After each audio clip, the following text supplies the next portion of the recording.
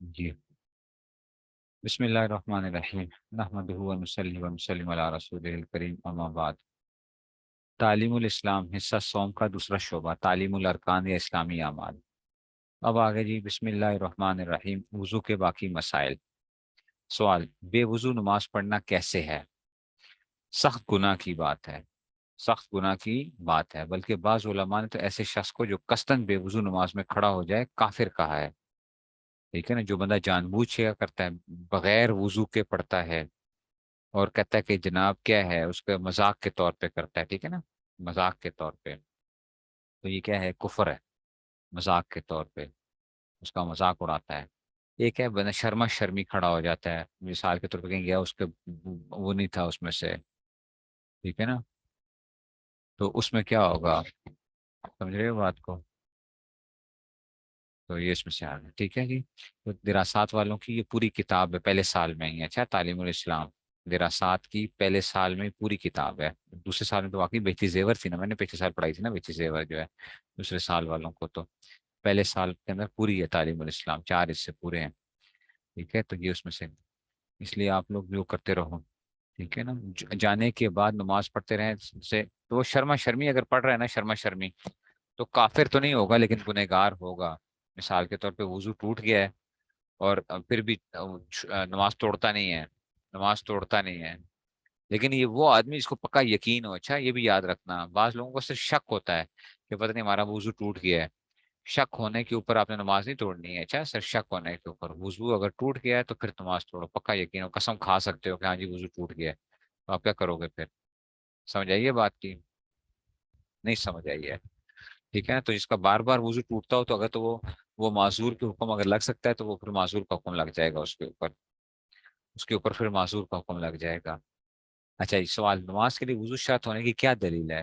جواب: قرآن مجید کی یہ آیت، یا ایھا الذین آمنوا اذا قمتم الی الصلاۃ فاغسلوا وجوہکم وایدیکم الی المرافق وامسحوا برؤوسکم وارجلکم الی الکعبین۔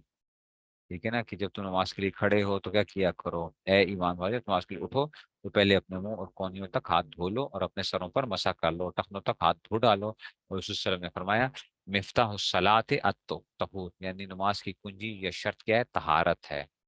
نماز کی کنجی یا شرط کیا ہے؟ طہارت ہے، طہارت، سمجھ رہے ہو بات کو؟ اس لیے یہ کیا ہوگا، یہ ضروری ہے کہ بندہ کیا کرے؟ طہارت کر کے نماز پڑھے، اس میں سے وضو کرنا ضروری ہے۔ فرائض وضو کے باقی مسائل۔ اب آگے جی، فرائض وضو کے باقی مسائل کون کون سے آتے ہیں، اب اس کو ہم دیکھتے ہیں۔ جناب، دھونے کی حد کیا ہے جسے دھونا کہہ سکیں؟ ٹھیک ہے نا، جسے دھونا کہہ سکیں، ٹھیک ہے نا، اتنا پانی ڈالنا، ٹھیک ہے نا، اچھا جی، اتنا پانی ڈالنا کہ اس پر بہہ کر ایک دو قطرے ٹپک جائیں۔ تو دیکھو، بہنا کسے کہتے ہیں؟ جس میں ٹپکنا پایا جاتا ہے، اچھا میں ہاتھ گیلے کر کے ہاتھ مل لوں، یہ کیا نہیں ہوگا؟ یہ دھونا نہیں ہوگا، یہ مسا ہوگا، یہ کیا ہوگا؟ یہ مسا کہلائے گا، اچھا یہ مسا کہلائے گا۔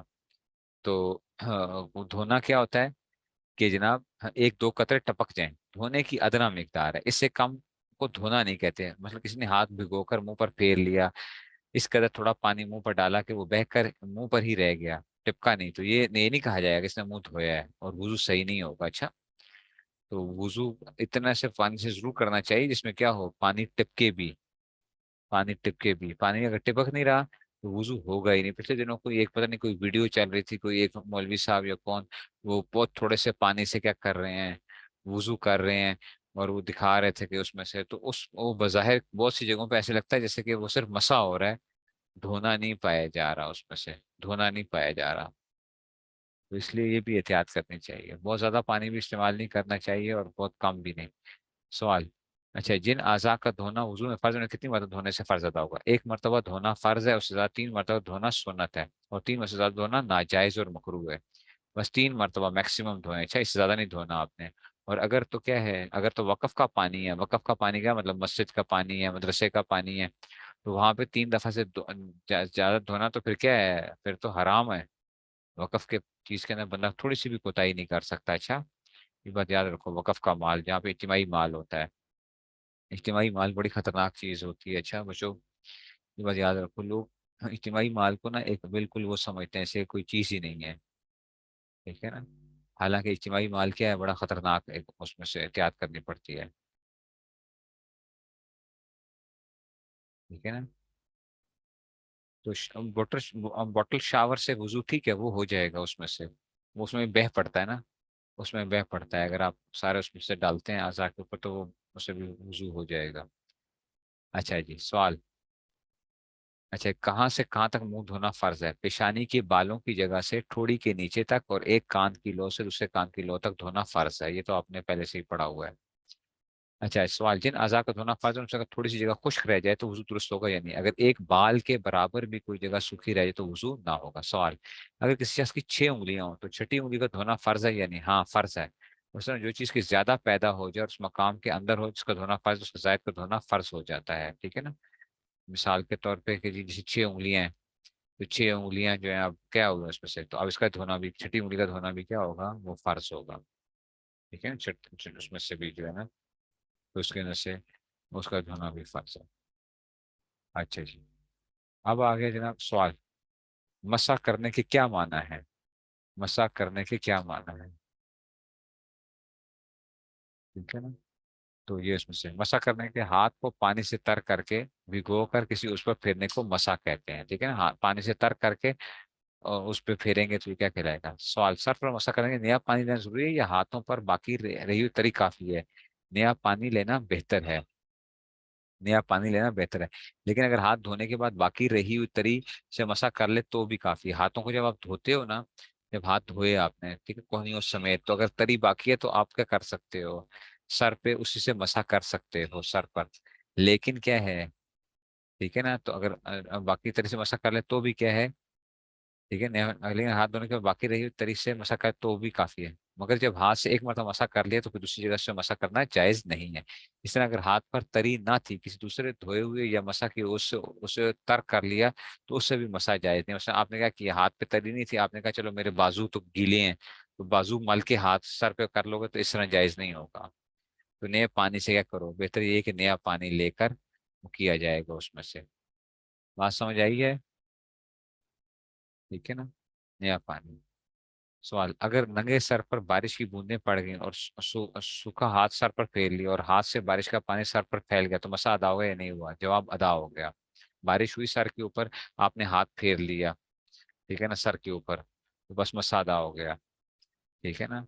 اچھا جی، سوال، وضو میں آنکھوں کے اندر کا حصہ دھونا فرض ہے یعنی آنکھوں کے اندر جو ہے، آنکھوں کے اندر کا حصہ، ناک کے اندر کا حصہ، منہ کے اندر کا حصہ دھونا فرض نہیں ہے؟ اچھا، آنکھوں کے اندر کہو یار، میں نے آنکھوں کے اندر جو ہے نا، میں نے کیا کرنا ہے، آنکھوں کے اندر میں اس کو پانی ڈالوں، آنکھوں کے اندر پانی ڈالنا ضروری نہیں ہے؟ اچھا، اچھا، وضو کرنے کے بعد سر منڈایا یا ناخن کو تڑوائے تو سر پر دوبارہ مسا کرنا یا ناخنوں کا دھونا ضروری ہے یا نہیں ہے؟ جواب، نہیں ہے، ٹھیک ہے نا؟ جواب نہیں ہے کہ جی اس میں سے، ٹھیک ہے نا، کہ مطلب اگر ٹینڈ کرا دیا آپ نے یا ناخن کاٹ لیے یا کچھ ہو کیا تو دوبارہ سے وہ کرو گے نہیں، بس وہ ہو گیا۔ ہاں، اگر وگ لگائی ہوئی تھی سر کے اوپر تو اب کیا، وگ اتار دی ہے تو اب کیا ہوگا، پہلے پہلے بھی وگ کے اوپر اگر مسا کیا تھا تو وگ پہ مسا نہیں ہوتا، اچھا یہ یاد رکھو، وگ پہ مسا نہیں ہوتا، اپنے اپنے کیا ہوتے ہیں، اپنی جو ہے نا، ٹینڈ ٹینڈ کے اوپر ہی کیا کرنا ہوتا ہے، مسا کرنا ضروری ہوتا ہے، نہیں سمجھ آئی ہے؟ لینس کے ساتھ بھی وضو ہو جاتا ہے، لینس کے ساتھ وضو ہو جاتا ہے، ٹھیک ہے نا؟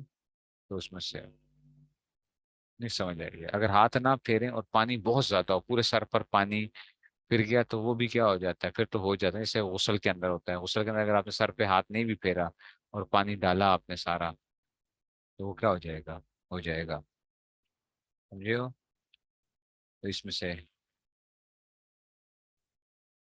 کلر لینس لگا سکتے ہیں، لیکن شرط یہ ہے کہ دھوکہ دینا مقصود نہ ہو، لوگوں کو دھوکہ دینا مقصود نہ ہو کہ جناب یہ بڑی شیلی آنکھوں والی لڑکی ہے تو فلاں ہے، تو یہ دھوکہ دینا مقصود نہ ہو تو کلر لینس لگا سکتے ہیں، ویسے ہی دھوکے کے مقصد نہ ہو تو ویسے لگا سکتے ہیں۔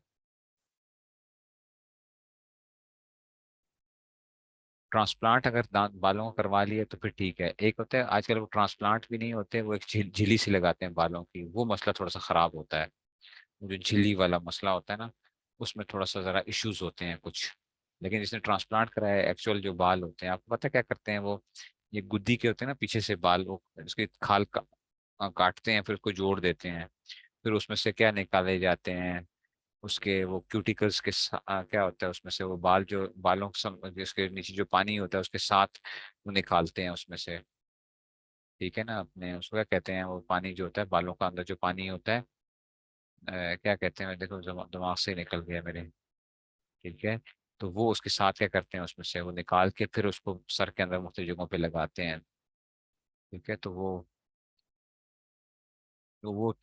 करवाया जा सकता है, लेकिन अच्छा नहीं है फिर भी जो है ये बाल लगवाना जो है ना इस तरह मर्दों के लिए खास तौर पे अच्छा नहीं है। क्यों आप वैसे ही वो कर रहे हो?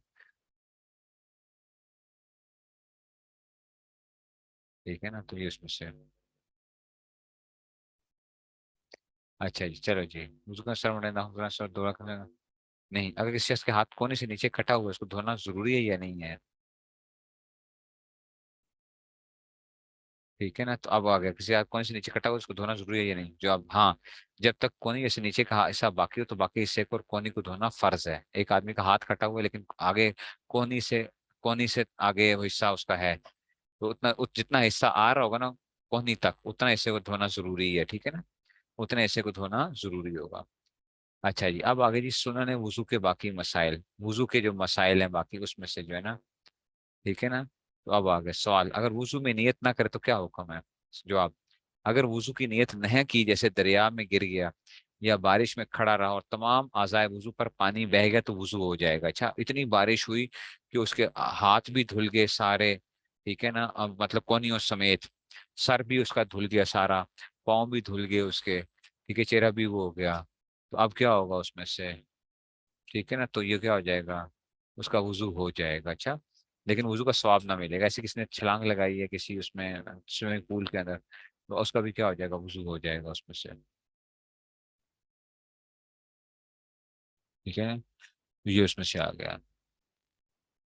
अच्छा, अब आगे सवाल, वुजू की नियत किस तरह करनी चाहिए? जवाब, नियत के माना इरादा करने के हैं। नियत के माना क्या है? ठीक है ना, तो ये उसमें से है। गुस्ल हो जाता है, गुस्ल हो जाता है वुजू के बगैर भी रहता है। जो आप नियत के माना इरादा करने के हैं, जब वुजू करने लगे तो ये इरादा करे कि नापाकी दूर करने और पाकी हासिल नमाज जायज हो जाने के लिए वुजू करता हूँ। बस इरादा एक ख्याल करना वुजू की नियत है। सवाल, नियत का जुबान से कहना जरूरी है या नहीं? जवाब, जुबान से कहना जरूरी नहीं, हाँ हाँ कह ले तो कुछ मजायका भी नहीं, जुबान से भी कह सकता है। वुजू होने के बाद नया वुजू करे तो क्या नियत करे? सिर्फ ये नियत करे कि वुजू पर वुजू करने की फजीलत और सवाब हासिल करने के लिए वुजू करता हूँ। मिसाल के तौर पे आपने कोई इबादत कर ली थी एक वुजू से, तो आप अब दूसरी इबादत के लिए दोबारा से वुजू करते हो तो कर सकते हो। लेकिन अगर आपने कोई ऐसी इबादत नहीं की जिसके लिए वुजू जरूरी था तो दोबारा वुजू करना क्या होता है, फिर मकरूह होता है। अच्छा, दोबारा वुजू करना क्या होता है, मकरूह होता है। नहीं समझ आई बात की? सवाल, वुजू में बिस्मिल्लाह पूरी पढ़नी चाहिए या नहीं?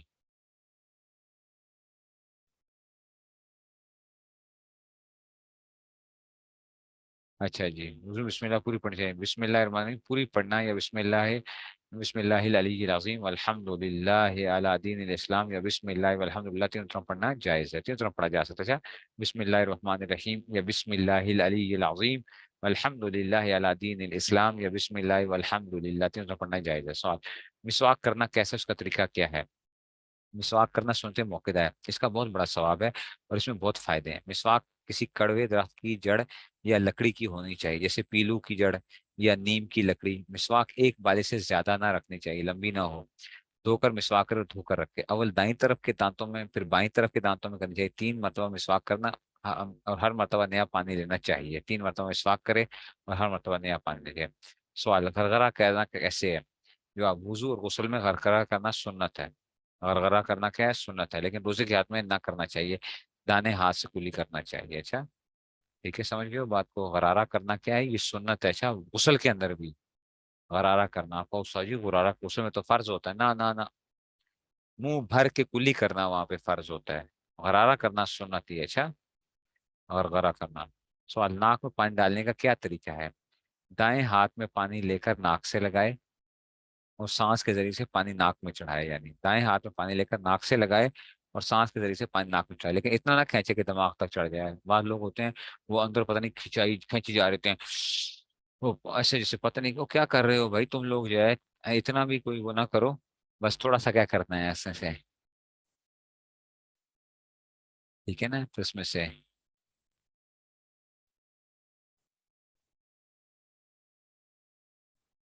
سمجھ گئے بات کو، اس لیے اس میں سے ہوگا. روزہ دار کو چاہیے کہ وہ صرف ہاتھ سے پانی ناک میں چڑھائے، سانس سے نہ کھینچے، یعنی صرف ہاتھ سے کیا کرے بس روزہ دار جو ہے صرف ہاتھ سے پھینکے.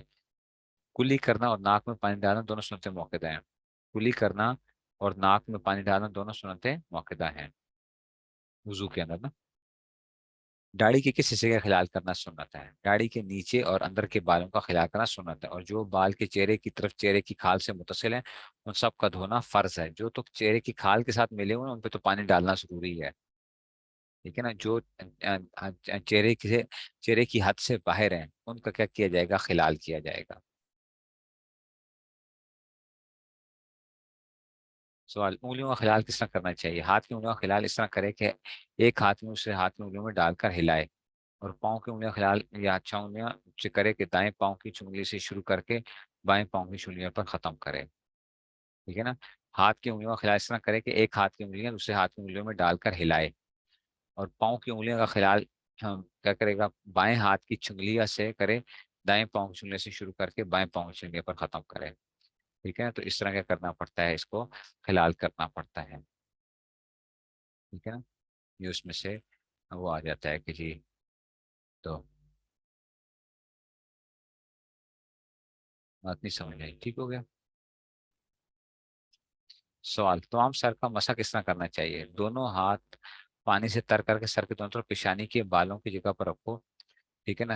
دونوں ہاتھ سر کے پیشانی کے بالوں اور ہتھیلی کو انگلیوں سمیت گدی تک لے جاؤ اور پھر واپس لوٹا لو. اس کا خیال رکھو تمام سر پر ہاتھ پھر جائے.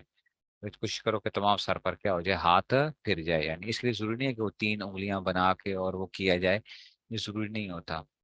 اچھا، ایک سوال: کانوں کے مسح کے لیے نیا پانی لینا چاہیے یا نہیں لینا چاہیے؟ نہیں. سر کے مسح کے لیے جو پانی لیا تھا وہی کافی ہے. سر کے مسح کے لیے جو پانی لیا تھا نا وہی کیا ہو جاتا ہے؟ کافی ہو جاتا ہے. اس میں سے ضروری نہیں ہے کہ آپ کیا کرو گے، کہ آپ نے پورا ہی وہ لینا ہے. ٹھیک ہے جی. اس میں سے ضروری نہیں ہوتا کہ جو ہے نا آپ نے اس کو پورا ہی وہ لینا ہے. ٹھیک ہے جی. تو سر کے لیے مسئلہ جو پانی ہے وہی کانوں میں سے نہیں پانی چاہیے. سر کے مسئلے جو پانی ہے اندر کانوں کا مسئلہ ہاتھ کی انگلی سے کرنا چاہیے، اور باہر کانوں سے انگوٹھے سے کرنا چاہیے اس میں سے. ٹھیک ہے جی. تو یہ جو ہوتا ہے نا اس میں سے ایک وہ ہوتا ہے گردن کا مسا نہ کریں. گردن کا مسا نہیں کرنا آپ نے.